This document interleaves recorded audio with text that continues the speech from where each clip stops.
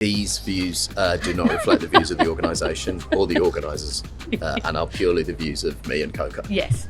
Hello, I'm Nish Kaval. And I'm Coco Khan, and we have been having an incredible conversation at the Fair Education Alliance conference today.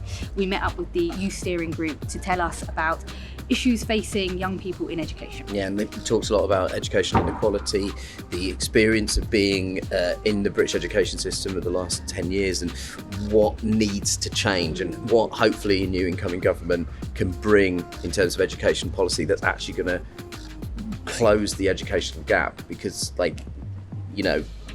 we're very passionate about educational inequality. Huge amounts of pressure have been put on schools by cuts not only to the education budget but also to youth services, and if you don't improve the outcomes at that stage of kids' lives, you're setting yourself up for huge numbers of societal problems. We need to close the educational gap. Also, if I'm going to be completely honest with you, it was embarrassing to meet young people that have done this amount of stuff in their lives.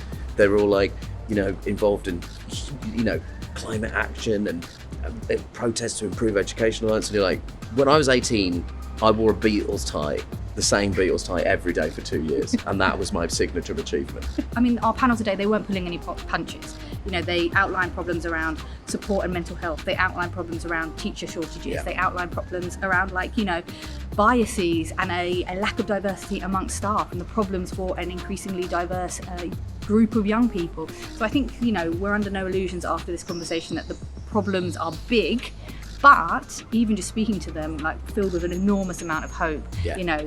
Being able to identify the problem is often halfway there, and the desire and the belief in education, that was something to really sort of strengthen my resolve today, and I hope that everyone in the room knows that they're doing amazing stuff and it's all possible.